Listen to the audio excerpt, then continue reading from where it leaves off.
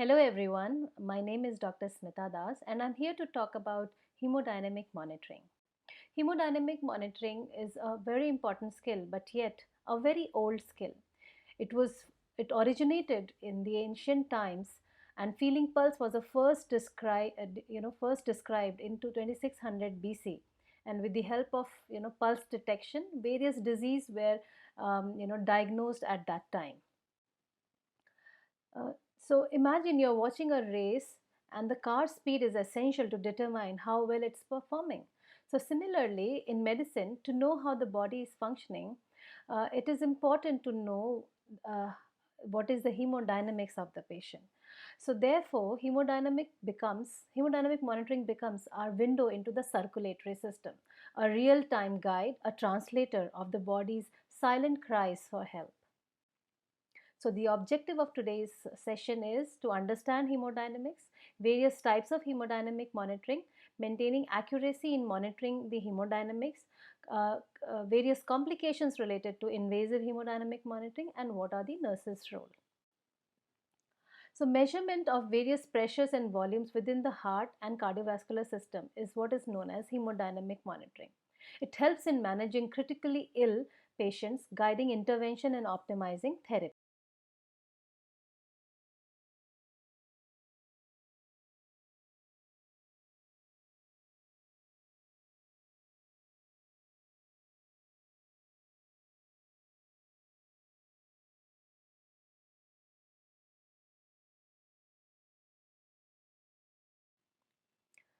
Before we go into understanding hemodynamic monitoring, it is important to know the basics of hemodynamics. So, to understand the basics of hemodynamics, two important terms are very important. First is the preload, and the second is the afterload. Preload means the volume entering into the heart. So, it is basically the pressure at the end of diastole when the heart is about to contract. Before that, the pressure is considered to be the preload.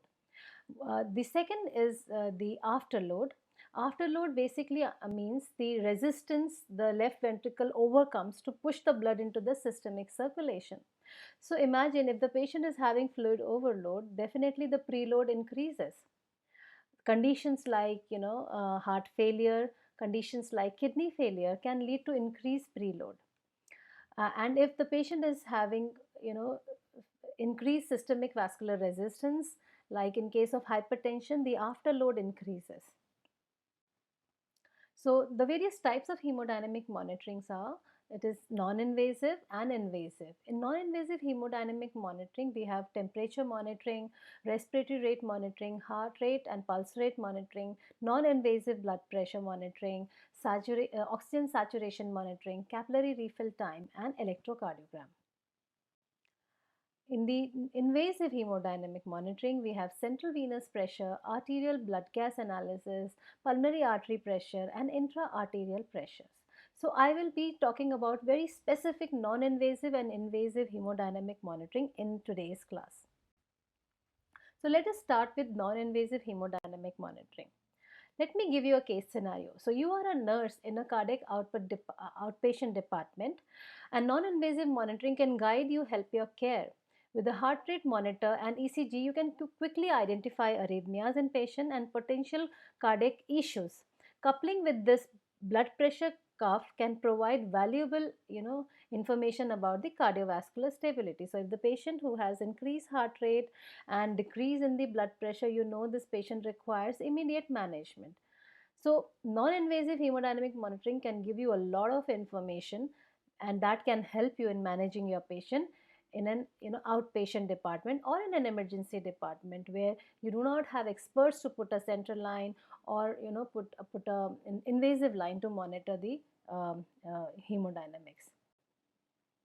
So electrocardiogram is one of the very important, non-invasive cardiovascular hemodynamic monitoring.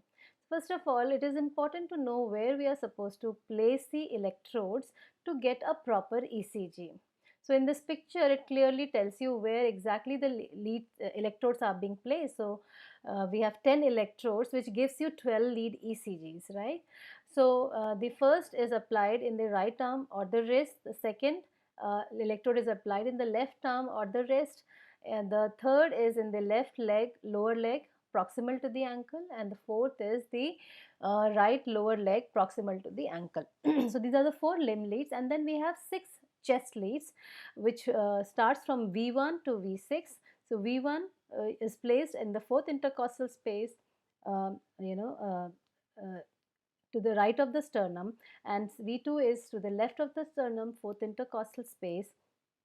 Then we have V4. So before placing V3, we place V4.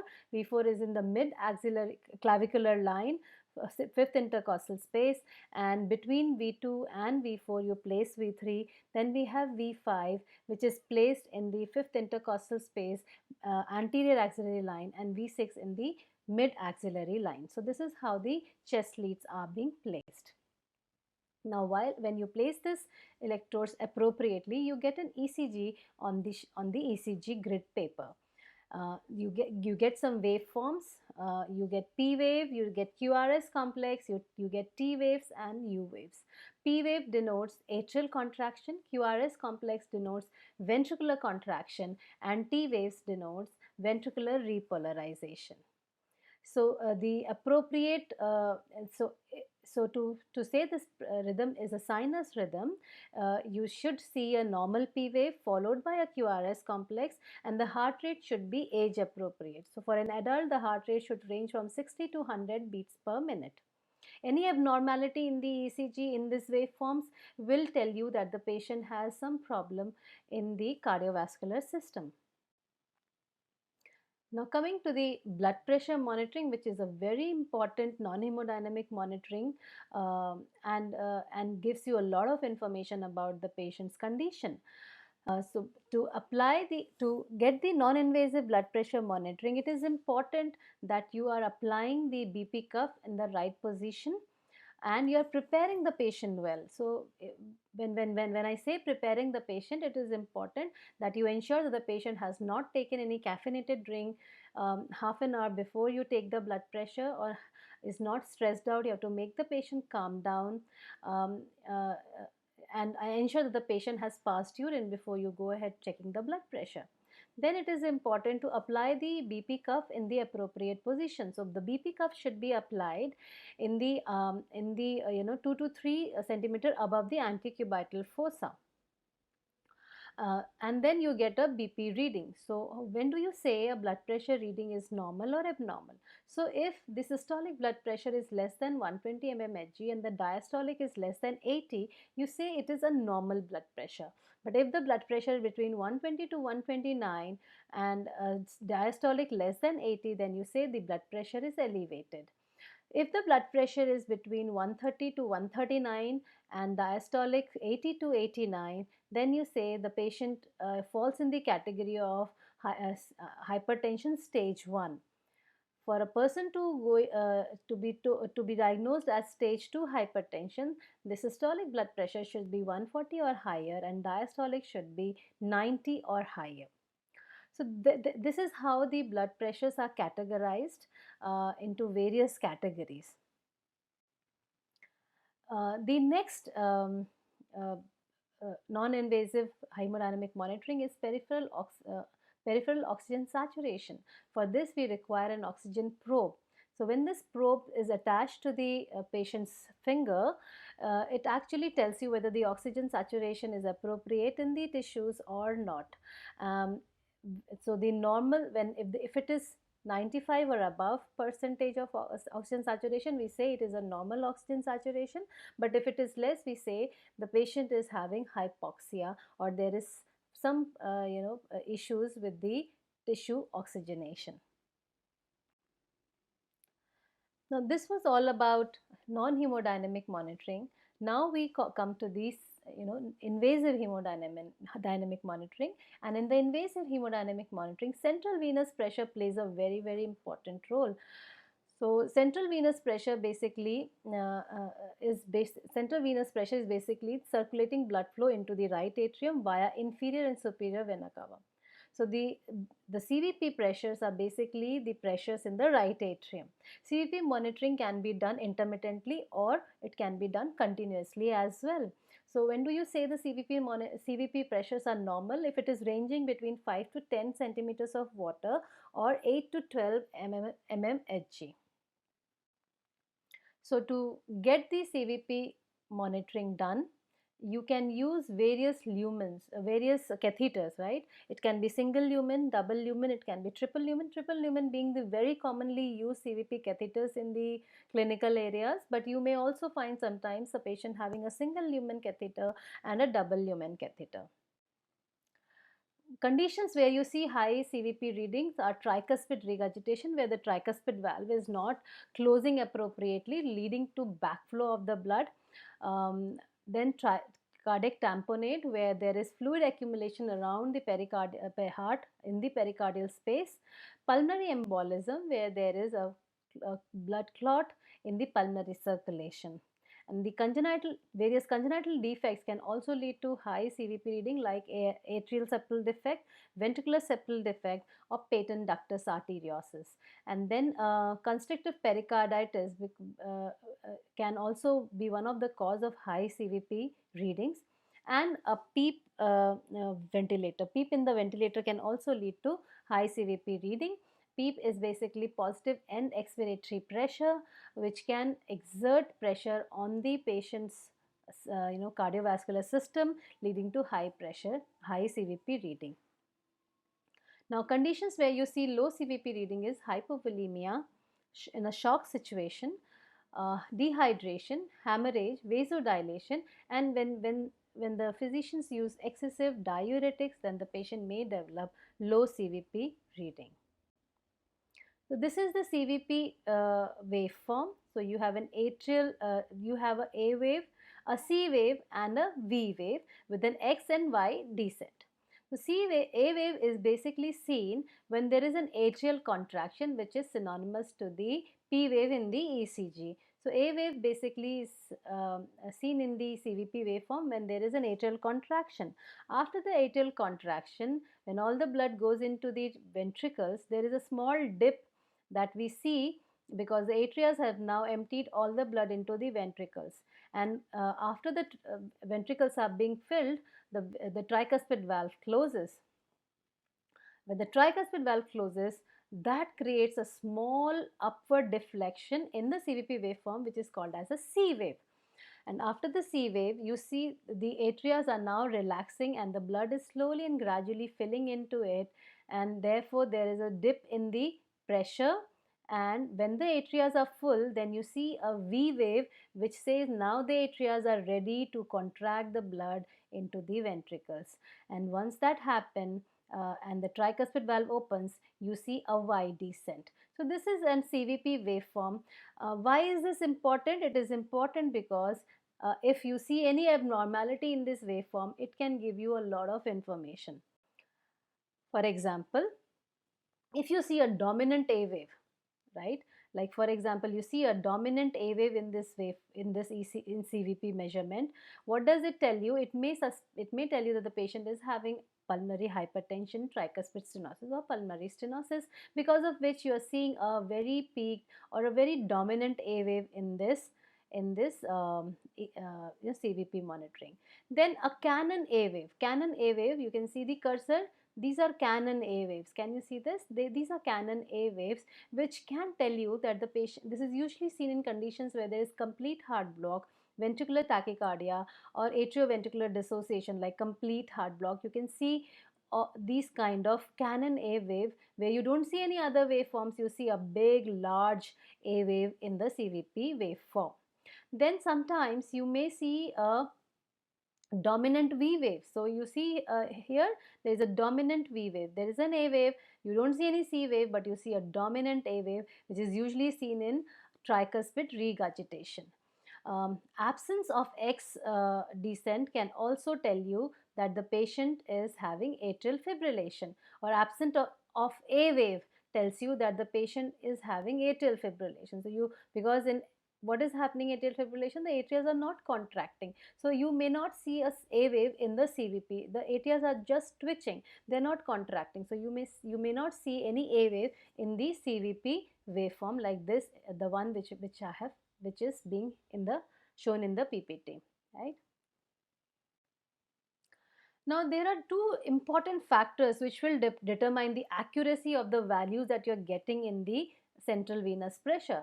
First one is leveling, and the second one is zeroing. Leveling means the position on the patient that you want to be zero.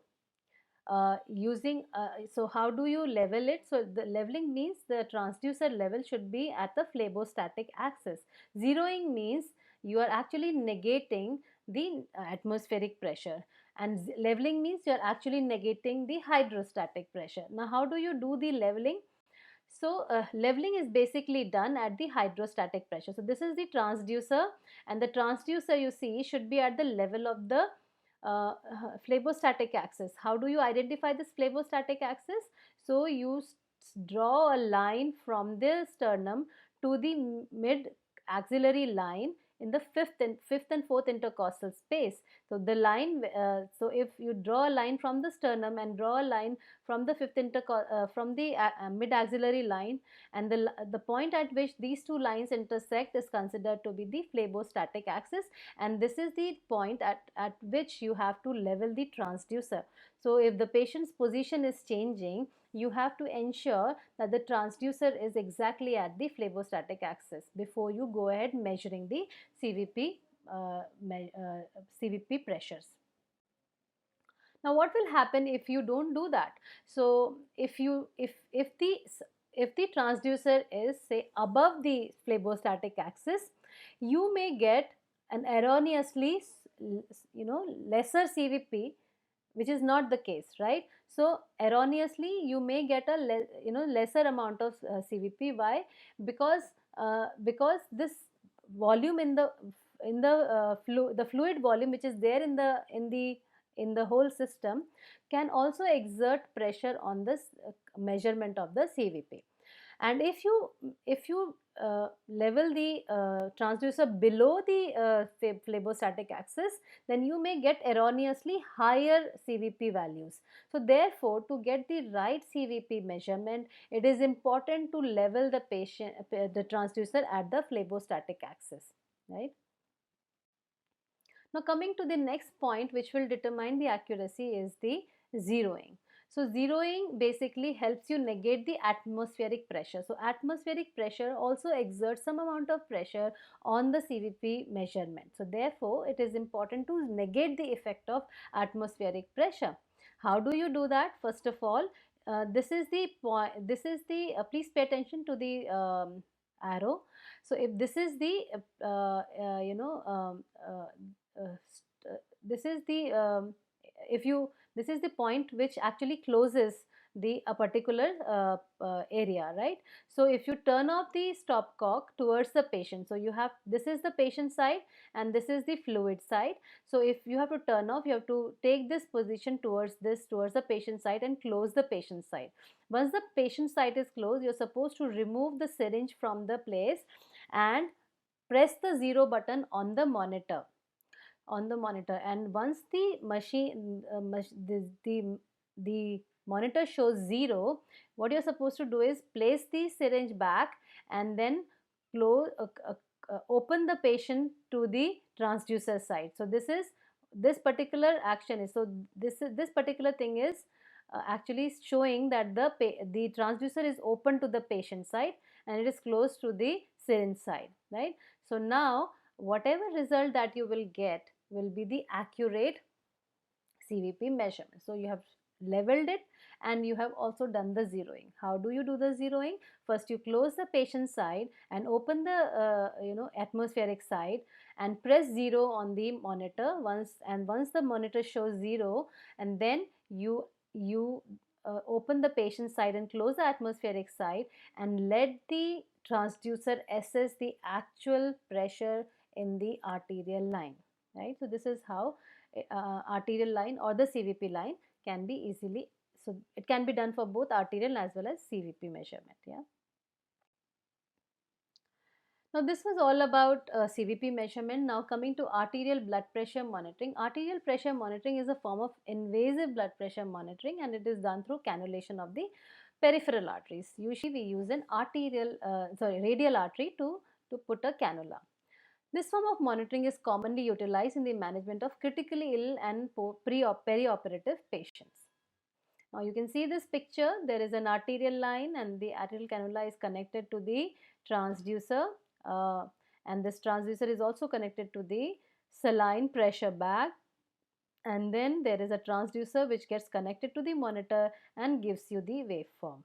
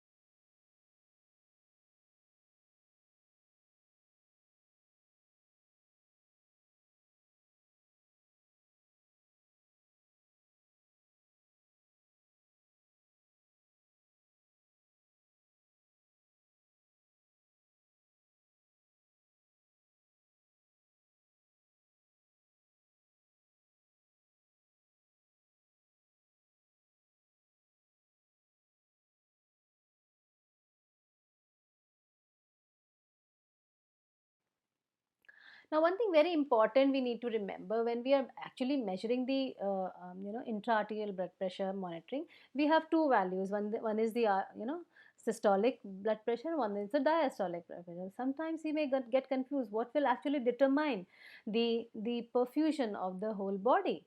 So to make that our life easier, the mean arterial pressure plays a very important role. It is the average of blood pressure in our body during a cardiac cycle.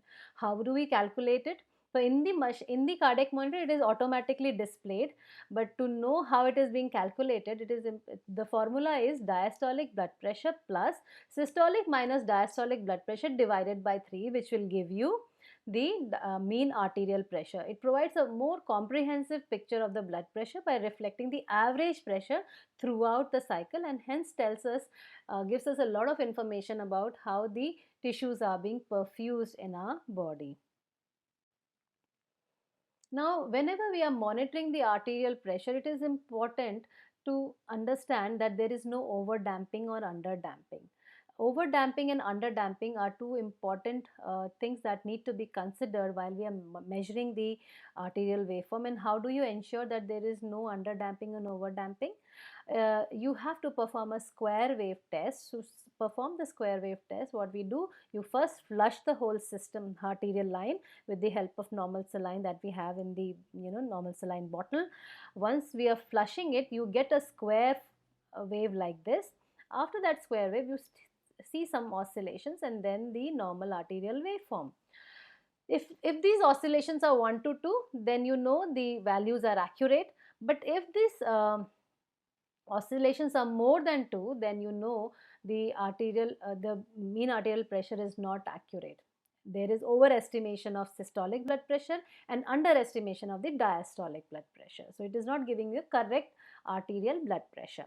And if the oscillations are less than 1.5, then we say that this is also not an accurate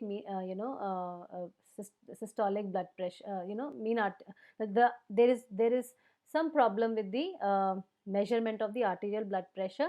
So there may be underestimation of systolic blood pressure and overestimation of the diastolic blood pressure.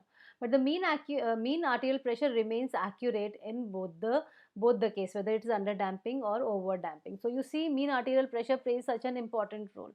So even if you're not doing, there is under damping, but if you follow the mean arterial pressure, it will give you correct result. But if you only pay attention to systolic blood pressure, then it may overestimate the systolic blood pressure, and you may think that the patient's blood pressure is all right, but that's not true, right? Similarly, for under damping, over damping, you see there is, though the mean arterial pressure will be accurate, but the systolic blood pressure will be underestimated. So then you may feel that the patient's blood pressure is not all right, and you may give fluid when the patient doesn't actually require it, right? So this is important for us to understand when you are actually monitoring arterial waveform. Now, while you are measuring the arterial waveform, you may get some abnormal arterial waveforms as well. So this one, the first one is the normal arterial waveform with the systolic upstroke, then a dicrotic notch and a diastolic runoff. So this is for all the cardiac events, right? But what if you get a waveform like this? This is called as pulses difference. It is usually, it refers to two strong upbeat in per cardiac cycle, and it is separated by a small dip, systolic dip, right? And this is usually seen in aortic regurgitation and hypertrophic cardiomyopathy. In those cases you may see pulses difference. Then pulses alternance. So here what happens, there is a alteration of weak and strong pulses. So once you get a strong pulse, then you get a weak pulse, then a strong pulse, then a weak pulse. So this type, in this way, the weak and the strong pulses are alternating, and is usually seen in left ventricular dysfunction. The third most common form of abnormal arterial waveform is pulses paradoxus.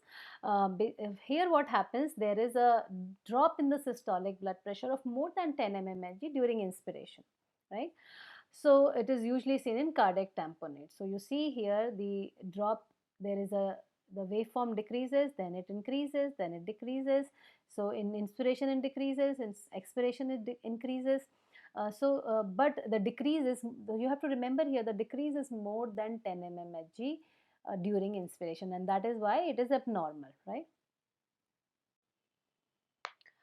So after knowing all these ways of monitoring the hemodynamic values, it is very important to understand that it is not just about reading them, but also knowing what they mean for every specific patient. So let me give you an example. So there is a trauma patient with active bleeding having a CVP of 4 mmHg, tachycardia, and low urine output, and cool and clammy extremity. So what do you interpret here? The patient is uh, hypovolemic, right? He is losing blood volume.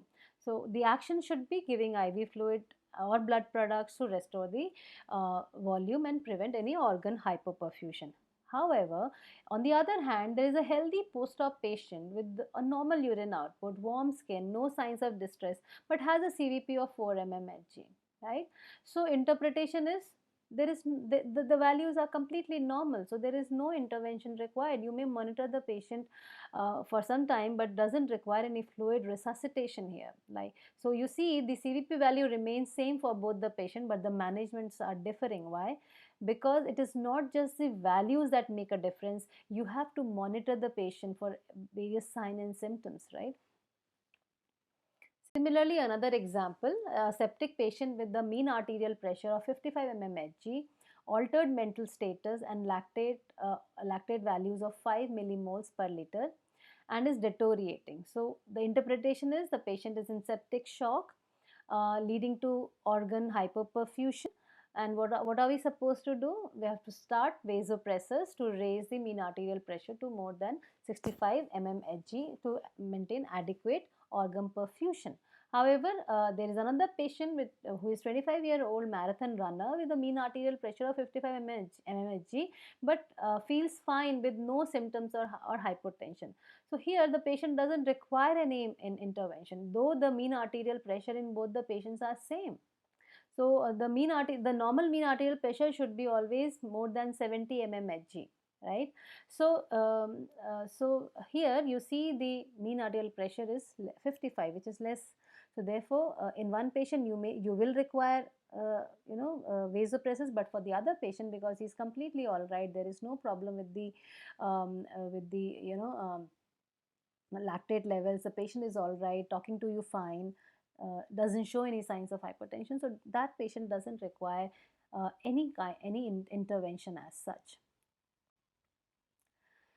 So with that, now we will talk about complications. So the invasive hemodynamic monitoring, though they are giving you an accurate result, but carries a lot of complications as well. Like during insertion, there can be injury to the lungs causing pneumothorax, punctured vessels, or the myocardium. There can be air embolism. Uh, Tamponade can be there during insertion. Arrhythmias can be there due to line migration into the atrium. Bleeding can also occur.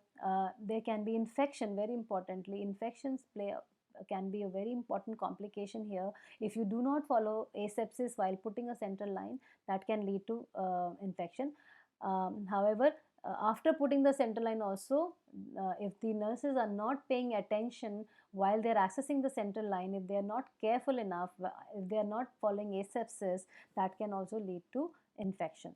Thrombosis can also be there, dislodgement of the lead can also be there, venous stasis and discoloration of the distal limb can also be there. So these are some important complications, and all these complications are definitely preventable. So with careful intervention, these complications can be prevented. So nurse's role plays a very important role when the patient is undergoing hemodynamic monitoring. In the pre-monitoring phase, patient preparation is important. So when you're putting a central line or an arterial line, a consent is important. Explaining the procedure to the patient is important. Positioning the patient appropriately. Usually these patients are in supine position while the insertion of the catheter. Preparation of the equipments are important. So you have to gather all the required in equipments, pressure transducer, tubings, flushing solutions. Sometimes you may use a heparinized saline, sometimes you may just use plain saline to flush the system. Calibration and zeroing of the transducer at the flavostatic axis to ensure accurate reading is also very, very important. Monitoring and interpreting. So while the patient, as nurses, it is important that we monitor the vital signs appropriately, monitor the waveform appropriately, monitor the pressures appropriately. So you already know what are the normal and abnormal pressures of both arterial pressures and the CVP pressures. So if there is any abnormality in that, you will have to immediately inform it to the physician and do the necessary intervention. So as I said, you just don't look at the values, you also look at the patient as a whole to take a decision of what you're supposed to do, right? Abnormality in the waveforms also give you a lot of information. So while you're monitoring the CVP, you also pay attention to the waveforms. When you're monitoring atrial line, you're also supposed to monitor the waveforms for any kind of abnormality. um, so no, they can so they these there can be interventions based on the interpretation. So if the patient is hypertensive, you give IV fluids. If the patient is hypertensive, you give antihypertensive drugs to the patient. If there is low cardiac output, you prepare for inotropic infusions. If there is arrhythmias, you give antiarrhythmic drugs to treat life threatening arrhythmias. So depending on what you're observing while hemodynamic monitoring, you do interventions accordingly. Preventing complication is also nurse's primary role. Prevention of infection can be done by maintaining sterility of the technique while you're doing the dressing of the central line, while you're doing the dressing of the arterial line. Look for the signs of infections like redness, swelling, and fever. Prevention of clot formation is important. So continuous flushing the line with normal saline or heparinized saline, whatever is your hospital's policy, is important. It is supposed to be done. uh, you have to also see the troubleshooting while troubleshooting in the waveforms can be done. So it can be by leveling the transducer, by checking the connection, by flushing for any damping, if there is any damping occurring in the waveforms. All those things should be done. Complications should also be monitored, and immediate intervention should be done. Complications like pneumothorax, bleeding, thrombosis, embolism, all those things should be paid attention to. So to conclude, hemodynamic monitoring isn't about numbers on a screen, it is about storytelling, the story of the patient's circulation told in real time, guiding us to act with precision and purpose. Nurses are at the front line of hemodynamic monitoring, ensuring accurate assessment, prompt intervention, and patient safety. Their keen observation and quick action makes a life-saving difference in a critically ill patient. Thank you so much.